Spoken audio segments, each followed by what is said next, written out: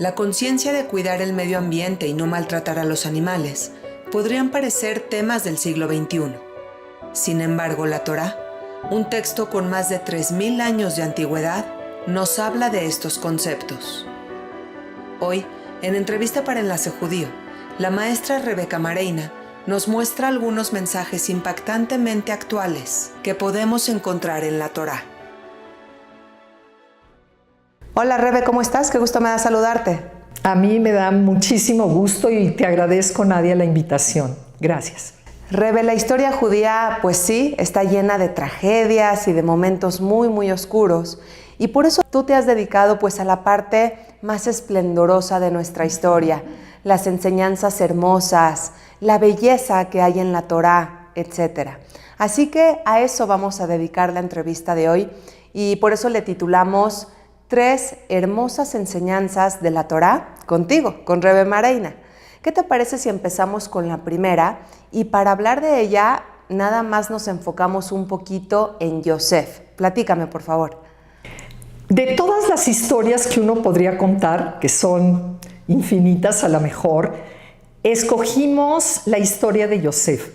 Yosef, si lo lleváramos a terapia, tendría todos los motivos para estar enojado con sus hermanos, para ser un amargado, para quererse vengar, ya que los hermanos, por envidia de que el papá lo consentía tanto por ser huérfano, ya que su mamá Raquel se murió, deciden, una vez que él va a llevarles unas noticias y algunas cosas por parte del papá, deciden que quieren deshacerse de él. Inclusive en el primer versículo él los saluda y ellos no le contestan el saludo y después hacen todo lo posible para deshacerse de él, lo tiran a un pozo que está lleno de bichos, seguramente para que ahí fallezca, pero al final lo sacan y lo venden a unos ismaelitas, que de paso lo venden y él termina siendo esclavo en Egipto. El resto de la historia continúa con su trabajo en la casa de Potifar, de un hacendado importante. Luego cae en la cárcel porque la esposa de Potifar lo acusa de que la quiso seducir, lo cual nunca se consumó. Y ahí en la cárcel él conoce a 2 sirvientes del faraón, les ayuda a saber qué quieren decir sus sueños. Y así es como años después el faraón lo llama para que también le esclarezca qué quiere decir su sueño de las vacas flacas, etc. Eventualmente Yosef se vuelve virrey de la potencia más grande en su tiempo, de Egipto. Y cuando llega esta hambruna tremenda, ¿quién viene a pedir, a comprar comida con el mismísimo Yosef? Los hermanos que el papá Jacob los manda para que vayan a conseguir comida de la que Yosef tan inteligentemente había guardado durante los 7 años buenos. Yosef tiene todas las oportunidades para vengarse de ellos. Lo quisieron matar, lo vendieron como esclavo, luego nunca lo cuidaron, nunca trataron de volverse a comunicar con él o lo que fuera.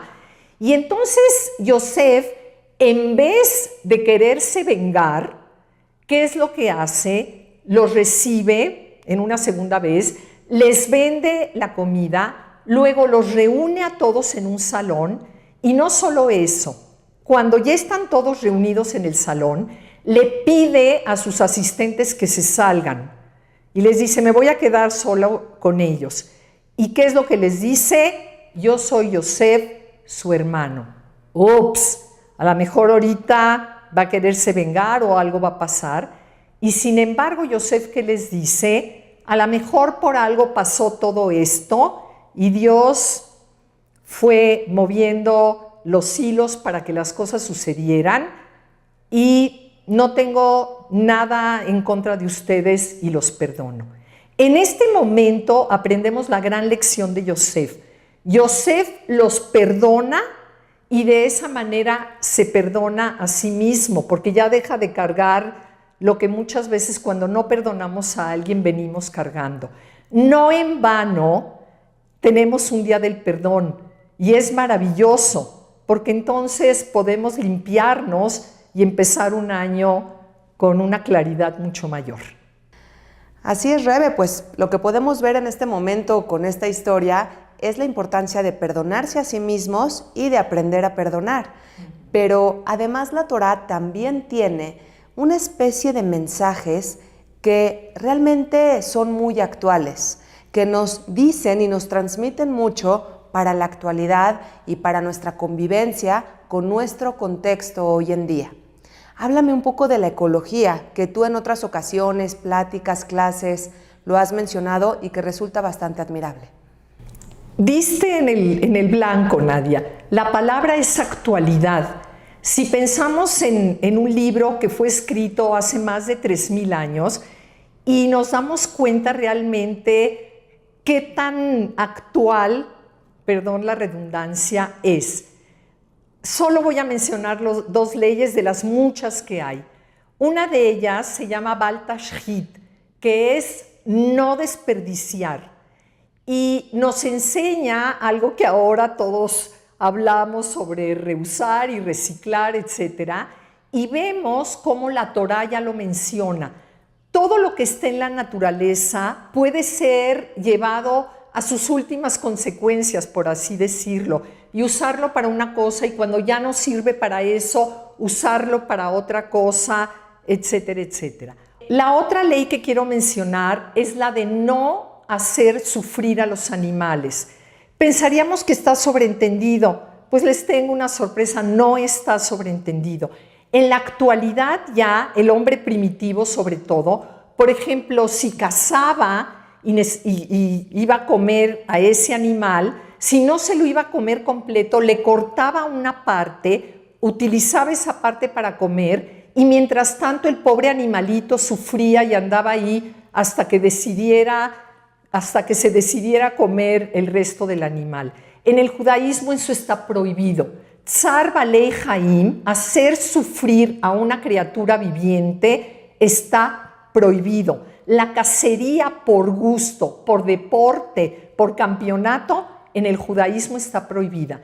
Es más, el matarife, el shohet, tiene que ser una persona que su pulso no tiemble. Si ya está muy viejito y eso sucediera, ya no puede ejercer como matarife. El cuchillo tiene que ser... Pausa un segundito, Rebe, porque quiero que nos digas, para las personas que no lo saben, qué es un matarife o qué es un shohet. Perfecto. En el judaísmo, para que la carne tenga esta cualidad de ser kasher, necesita cumplir con varias condiciones. Una de ellas es que el animal tiene que ser rumiante y tener la pezuña hendida. Esa es una de ellas. No puede ser un ave que sea como un sopilote, un ave de rapiña, no sería kasher, no sería kosher. Y además tiene que haber pasado por este proceso de que cuando la matan para poder ser utilizada para comer, tiene que ser con una persona especial que se llama shohet matarife. Esta persona, como dije antes, tiene que ser alguien que no le tiembla el pulso, que tiene un cuchillo que si yo paso el dedo no tiene ninguna arista o algo que pudiera hacer sufrir al animal y tiene que decir algunas bendiciones en el momento que lo hace. Después tiene que salarse, ponerse en agua, etcétera, y eso hace que sea carne kasher. Entonces, no hacer sufrir al animal de ninguna manera. Y no nos estás hablando sobre derechos a los animales actuales, ni sobre ecología actual, sino sobre mensajes de la Torá que por supuesto se aplican a la actualidad. Eso es justamente lo impresionante. Un documento con milenios de antigüedad que se aplica a nuestros tiempos. Finalmente, Rebe, pues estamos cerca de la fiesta de Shavuot, esta festividad judía en la que el pueblo judío conmemora la entrega de la Torá. Y también en esta historia y en esta parte tenemos unas enseñanzas y sobre todo tú, Rebe, tienes una metáfora que es hermosa y que quisiera que compartas con nosotros. La metáfora no es mía, la leí en algún lado, es de nuestros jajamim, Pero lo que dice es que Shavuot, que quiere decir semanas, porque se cuentan 7 semanas entre Pesaj y Shavuot, entre la Pascua y Shavuot, que son 49 días, y el día 50 se celebra la entrega de la Torá, que es en Shavuot. Y lo que leí, que me parece muy romántico y muy lindo, es que cuando los judíos salieron de Egipto, esos 40 días que caminaron hacia el monte de Sinai, en esos 40 días es como el noviazgo, vamos a conocernos, vamos a ver, a medirnos un poquito quién eres tú, quién soy yo, entre el pueblo de Israel y Dios. Y cuando terminan esas 7 semanas y llegan al monte de Sinai, nos es entregada la Torá. La Torá vendría a ser la Ketubá, vendría a ser ese documento nupcial que viene a legitimar: yo soy para ti, tú eres para mí, nos estamos jurando fidelidad y tú creaste, Dios, este mundo maravilloso y nos estás entregando la Torá, y yo, pueblo de Israel, me comprometo a llevarla a cabo y hacerlo mejor con ella. Por eso la Torá y la mayoría, todas las leyes que hay en la Torá, o la mayoría de ellas, tienen que ver con la praxis. En el judaísmo, yo no digo que no sea muy importante sentir y tener espiritualidad, etcétera, pero si eso no se manifiesta en acciones, mala tarde. De nada sirvió que yo me sepa todo de memoria si no lo llevo a cabo. Qué maravillosos mensajes, Rebe. La verdad es que me encanta el contenido que tú siempre nos aportas, porque a eso te dedicas, a dejarnos un buen sabor de boca, una sensación linda en el cuerpo, de sobre todo entender que la Torá está llena de mensajes hermosos que podemos llevar a la actualidad, y que además de eso la historia judía está llena de momentos también sumamente victoriosos y de gran aprendizaje. Gracias, Rebe, por compartir siempre con nosotros, y espero verte en una próxima vez. Gracias a ti, de verdad que lo aprecio muchísimo. Bendiciones, gracias.